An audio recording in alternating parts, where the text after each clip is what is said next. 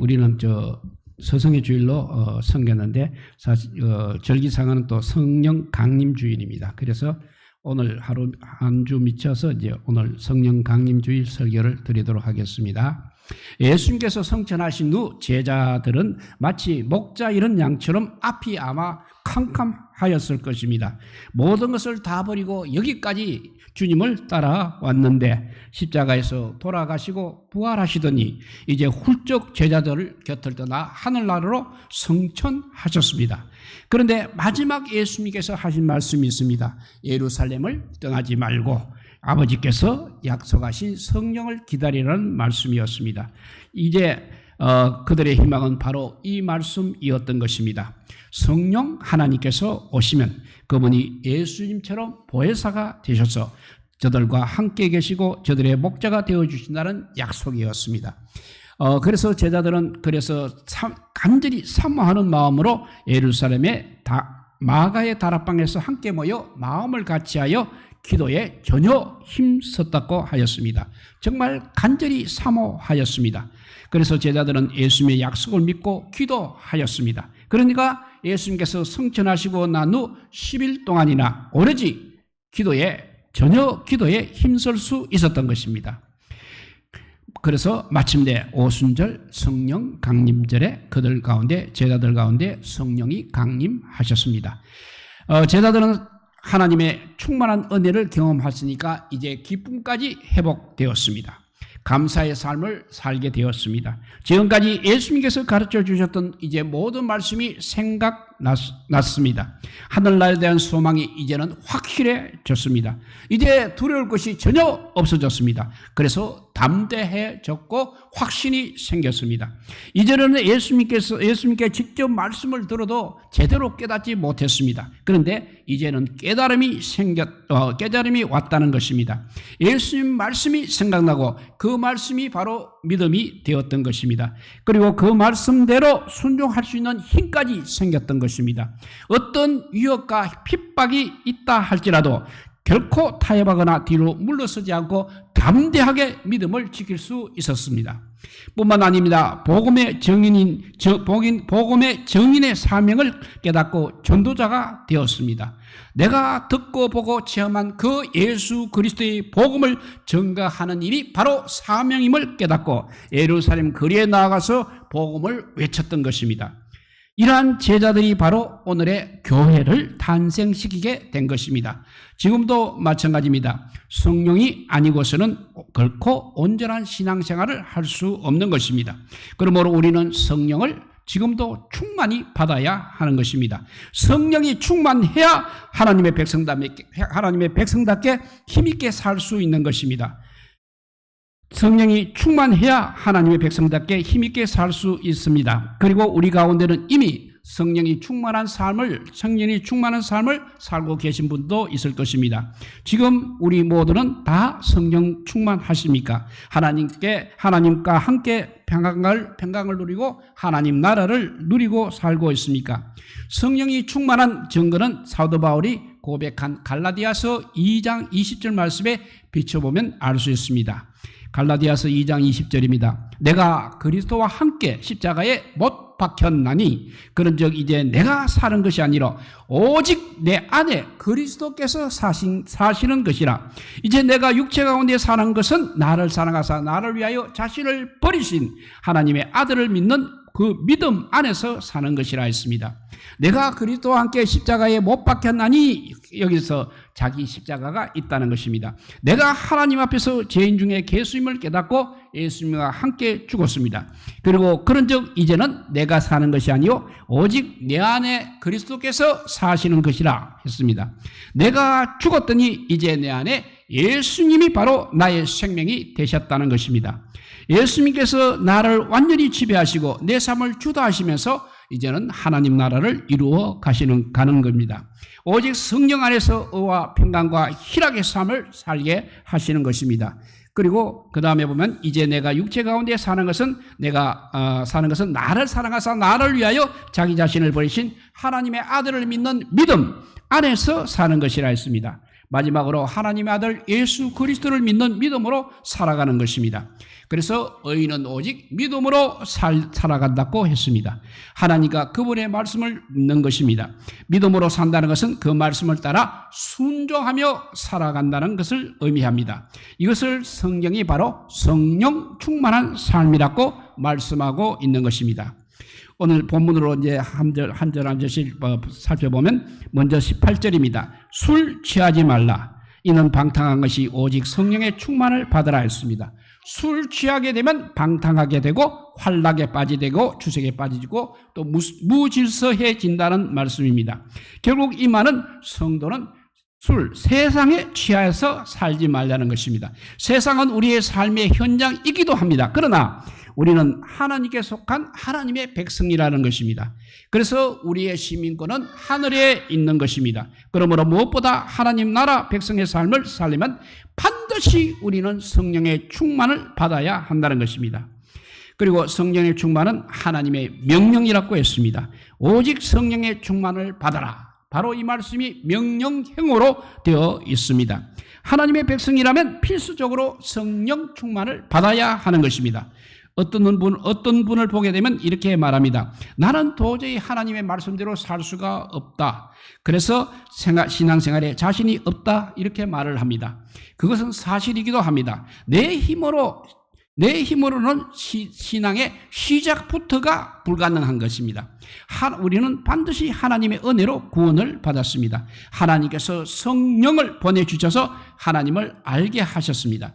하나님의 말씀을 깨닫게 하셨습니다. 하나님의 말씀대로 살 수 있도록 능력을 주셨습니다. 또 하나님의 말씀대로 변화시켜 주셨습니다. 그러므로 오직 성령 충만을 받아야 하는 것입니다. 그렇지 않으면 술 취할 수밖에 없는 것입니다. 세상에 취할 수밖에 없는 것입니다. 사랑하는 성도 여러분, 성령 충만하기를 예수님 이름으로 축복합니다. 이것이 하나님의 뜻이요 하나님의 명령입니다. 성령 충만한 말씀은 또 명령이자 현재형입니다. 지금 성령 충만을 받아야 하는 것입니다. 사랑하는 성도 여러분, 오늘 역시 성령 충만을 받아야 한다는 것입니다. 오늘 패배하고 오늘 뒤로 물러서면 영혼을 실패할 수밖에 없습니다. 그래서 사도 바울은 지금이 은혜 받을 만한 때요 구원의 날이라고 말씀했습니다. 지금이 바로 성령 충만할 때라는 것입니다. 오늘 주님께서 성령 충만을 약속하셨습니다. 우리 모두가 오늘 성령 충만하시기를 주님의 이름으로 축복합니다. 그리고 16절에 보면 세월을 아끼라 때가 악하니라고 하였습니다. 정말 현재 우리의 영적인 현실을 보면 때가 악한 세대인 것은 분명합니다. 어둠이 온 땅을 덮어버렸고 공격하고 있는 때인 것입니다. 그러므로 우리가 정신을 차리고 깨어있지 않으면 세상에 우리 영혼을 빼앗기고 마는 것입니다. 그러므로 무엇보다도 지금 성령 충만하는 그 명령은 지금 우리 모두에게 주신 하나님의 명령인 것입니다. 이것은 순전히 우리 자신을 위해서 말씀하신 것입니다. 그러므로 무엇보다도 지금 우리 모두가 성령 충만하기를 예수님의 이름으로 축복합니다. 그리고 성령 충만을 받으라는 명령은 한순간이 아니라 계속적입니다. 한 번 받고 마는 것이 아니라는 것입니다. 계속적으로 숨을 들이마시듯이 성령 충만은 계속적이어야 하는 것입니다. 주님을 떠나지 말라는 것입니다. 그 말은 주님을 떠나지 말라는 것입니다. 성령 세례는 성도의 삶에 단회적 딱 한 번 있는 사건입니다. 처음으로 성령 충만을 체험한 사건인 것입니다. 성령에 푹 젖어서 성령의 은혜를 체험했다는 이야기입니다. 그런데 사도행전을 보게 되면 성령 세례는 항상 단회적 사건이지만 성령 충만은 늘 반복적 사건인 것입니다. 마치 우리가 자동차를 운행하려면 주유소에 가서 계속 기름을 넣어야 하는 것과 같은 것입니다. 한 번 넣고 평생 타는 것이 아니라는 것입니다. 매번 기름이 떨어질 때마다 주유를 해야 하는 것입니다. 우리는 이처럼 성령 충만을 날마다 하나님의 성령을 충만히 받는 것입니다. 성령의 기름 부으심을 계속적으로 체험해야 하는 것입니다. 그러면 어떻게 하면 성령 충만을 받습니까? 성령 충만의 비결 3가지를 말씀드리겠습니다. 첫째, 성령 충만의 비결 첫째는 회개를 해야 합니다. 사도행전 2장 38절 말씀입니다. 베드로가 이르되 너희가 회개하며 각각 예수 그리스도의 이름으로 세례를 받고 죄사함을 받으라. 그러면 성령을 선물로 받으리니 했습니다. 성령은 말 그대로 거룩한 영입니다. 죄악이 가득한 마음에는 성령께서 임하실 수가 없는 것입니다. 그러므로 마음을 찢고 죄를 뉘우쳐 회개할 때 성령께서 비로소 임하시는 것입니다.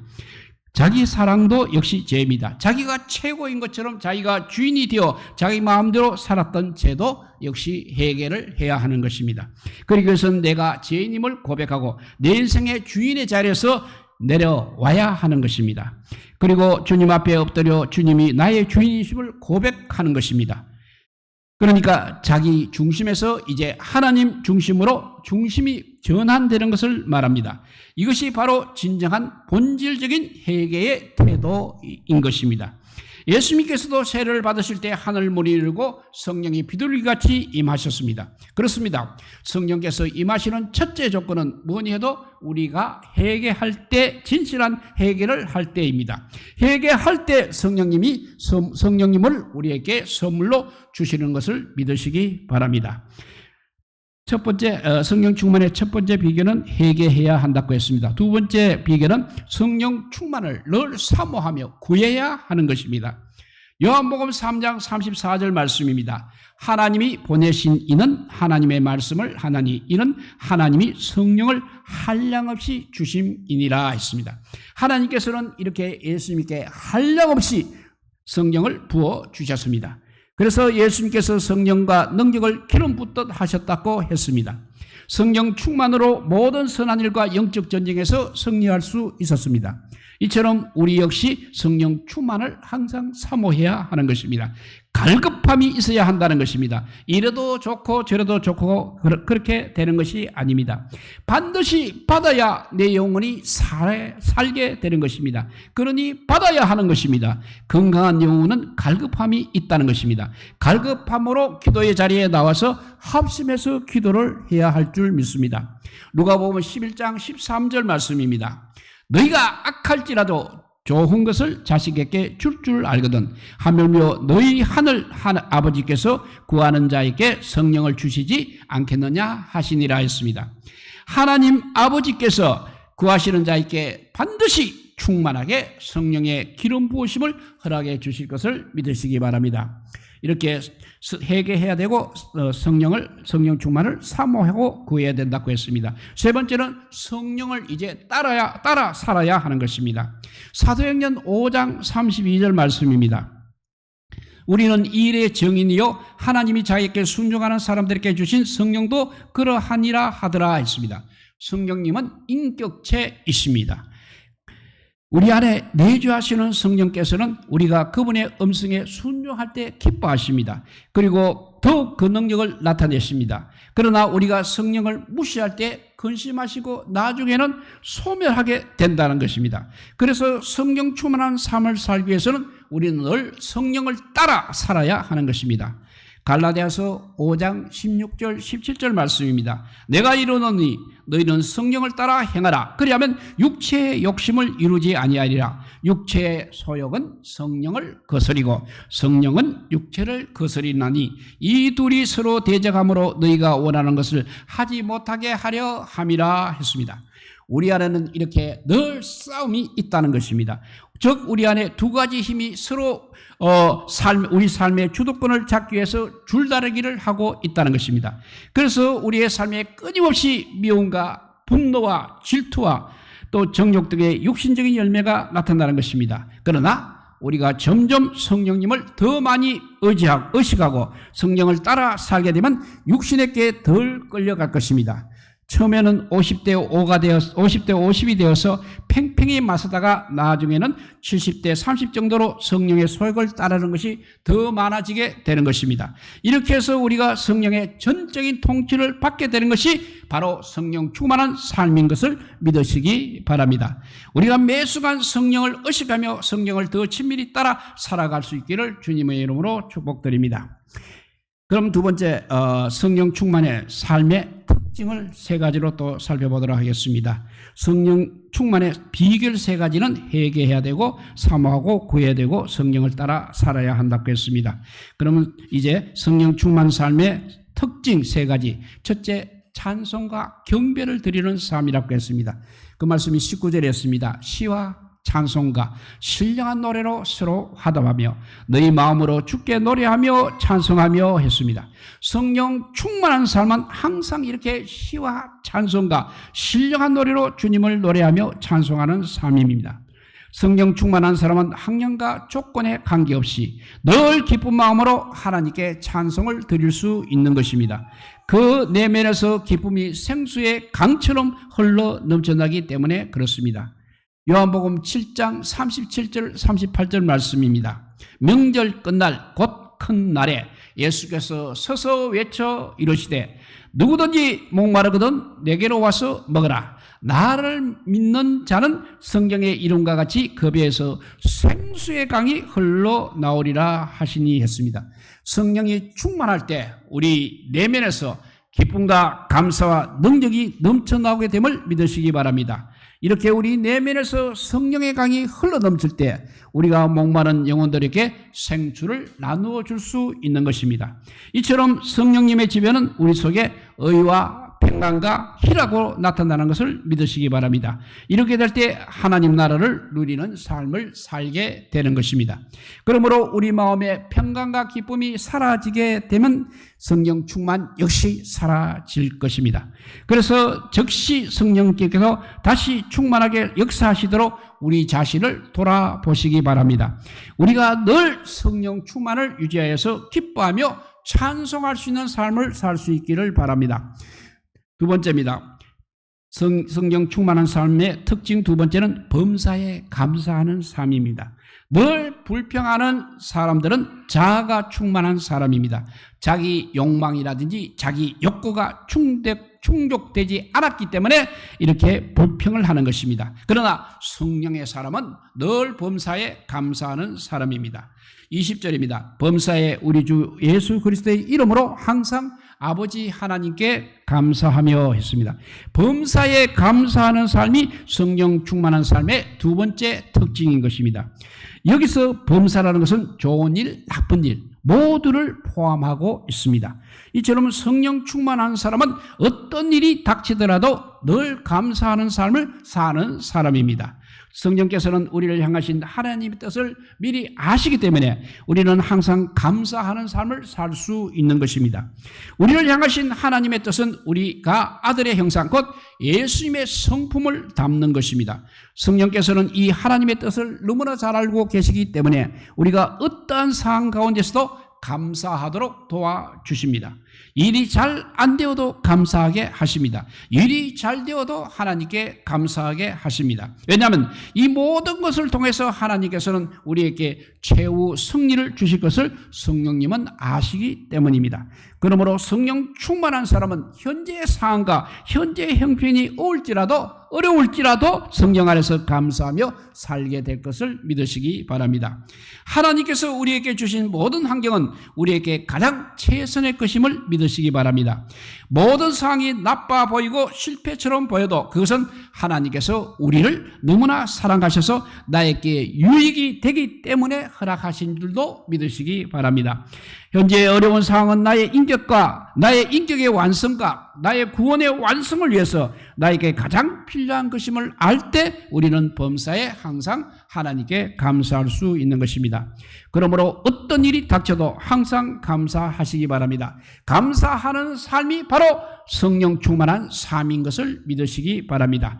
감사는 반드시 기적을 일으킵니다. 감사는 반드시 질병을 낫게 합니다. 감사는 반드시 두려움을 몰아냅니다. 상황이 좋지 않을 때 할 수 있는 감사야말로 사단을 대적하는 가장 강력한 무기임을 믿으시기 바랍니다. 범사의 성령 안에서 하나님 아버지께 감사하는 삶을 사시기를 주의 이름으로 축복합니다. 이렇게 성령 충만한 삶의 특징 첫째는 찬송과 경배가 경배를 드리는 삶. 두 번째, 범사에 감사하는 삶이라고 했습니다. 세 번째는 복종하는 삶입니다. 자기 중심적이고 굳은 마음을 가진 사람들은 절대 복종하지 않습니다. 복종과 순종의 차이는, 순종은 이유가 타당할 때만 다른 사람의 말을 듣는 것을 순종이라 한다면, 복종은 그리스도 안에서 무조건 다른 사람의 말을 따르는 것입니다. 21절에 그 말씀이 있습니다. 그리스도를 경외함으로 서로 피차 복종하라 했습니다. 성령 충만한 사람은 그리스도 안에서 피차 복종하는 삶을 살게 합니다. 하나님 나라는 질서의 나라입니다. 하나님의 통치를 받으려면 질서와 권위가 존중되어져야 하는 것입니다. 따라서 하나님께서는 우리가 자발적인 복종의 사람이 되도록 우리에게 학교에서, 가정에서, 직장에서, 교회에서 권위자를 주십니다. 때로는 까다로운 상사를 붙여주시기도 합니다. 우리들에게 권위자가 있다는 것은 영적인 축복인 줄 믿으시기 바랍니다. 그분들에게 순종할 수 있으면 우리들은 자아가 죽고 성령 충만한 사람이 되는 것입니다. 그러나 반대로 우리들이 권위자에게 반항하고 순종이 어렵다면 우리들은 자아가 충만한 사람이 되는 것입니다. 이처럼 복종하지 않는 마음은 자아가 충만하며 굳은 마음이요 높은 마음입니다. 예수님을 한번 보십시오. 빌립보서 2장 6절에서 9절에 예수님을 이렇게 말씀하십니다. 그는 근본 하나님의 본체시나 하나님과 동등됨을 취할 것을 여기지 아니하시고 오히려 자기를 비워 종의 형체를 가지사 사람들과 같이 되셨고 사람의 모양으로 나타나사 자기를 낮추시고 죽기까지 복종하셨으니 곧 십자가에 죽으심이라 했습니다. 하나님의 뜻 앞에 복종하고 섬김의 삶이 바로 진리의 길이라는 사실을 보여주신 것입니다. 그러므로 우리는 섬기는 자가 아니라 섬김을 받으려 한다면, 그래서 굳은 마음과 교만한 마음을 가지게 되면 성령님을 근심하게 하고 있는 것입니다. 왜냐하면 성령님은 예수님의 마음을 갖고 하나님 뜻 앞에서 순종하기를 원하시기 때문입니다. 그래서 강팍한 마음에서는 성령님께서 자유롭게 역사하실 수가 없는 것입니다. 그러므로 무엇보다도 내가 예수님을 따라가는 그리스도인임을 잊지 마십시오. 섬김을 우리가 받기보다는 섬기는 자가 되어야 합니다. 죽기까지 복종하신 주님을 따라가는 자가 되어야 합니다. 우리 안에 성령님을 여러 가지 환경과 사람을 통해서 우리의 복종을 훈련하십니다. 이렇게 우리들에게 붙여준 그 권위자들에게 자유롭게 복종할 수 있을 때 우리는 성령님의 훈련을 통과하게 될 것입니다. 우리가 자발적으로 권위자들에게 순종하지 못하고 있다면 우리는 무조건 우리 마음이 굳고 교만한 것을 회개해야 하는 것입니다. 그래야 성령님께서 역사하셔서 우리가 부드러운 마음을 가질 수 있도록 도와주실 것입니다. 그리스도 안에서 권위자에게 무조건 순종할 수 있는 부드러움이 마음이 바로 성령 충만의 결과임을 믿으시기를 바랍니다. 이제 말씀을 정리해 봅니다. 성령 충만하기를 원하고 계십니까? 우리의 모든 죄악이 회개하고 우리의 모든 죄악을 회개하고 깨끗한 마음을 소유하시기 바랍니다. 하나님께서 한량없이 성령을 우리 마음에 부어주시기를 소망하며 기도하시기 바랍니다. 그럴 때 하나님께서 성령과 능력으로 우리를 채워주시고 우리 안에 생수의 강이 흘러넘치게 될 것을 믿으십시오. 채워지게 되면 넘치게 되는 것입니다. 이렇게 성령 충만한 삶을 살 때 우리는 항상 기뻐하며 치와 찬미로 하나님을 노래하며 범사에 감사하는 삶을 살게 될 것입니다. 그리고 피차 복종하여 은혜와 사랑이 충만한 삶을 살게 될 것을 믿으시기 바랍니다. 우리 모두 성령 충만하여 기쁨과 감사와 순종, 이 세 가지의 충만한 삶을 살 수 있기를 주님의 이름으로 축복드립니다. 기도하겠습니다. 사랑의 하나님 감사합니다. 정말 우리에게 살아가야 할 가장 중요한 성령 충만의 삶을 살 수 있도록 성령께서 우리를 인도하여 주시니 감사합니다. 그 옛날 초대교회 제자들이 성령 강림의 아버지와 나를 맞이해서 강하고 담대하게 성령의 은혜를 입어서 복음을 전하며 교회를 세울 수 있었던 것처럼 우리도 역시 교회에서 생활할 수 있도록 성령 충만하게 하여 주시고 세상과 아버지와 짝하지 않고 오직 하늘나라의 백성의 시민권을 가진 사람답게 성령 충만하게 살아가게 하여 주시옵소서. 그래서 날마다 찬송과 경배가 넘치게 하여 주시고 범사에 감사할 뿐만 아니라 늘 복종하는 삶을 살아가게 살게 하여 주셔서 하늘의 영광 땅에서도 받게 하여 주셨고 또 하늘의 상급도 서두른 우리 모두가 되게 하여 주시기를 간절히 빌고 원할 때 이 모든 말씀 아무 공도 없으나 우리 구주 예수 그리스도 이름으로 기도드리옵나이다. 아멘.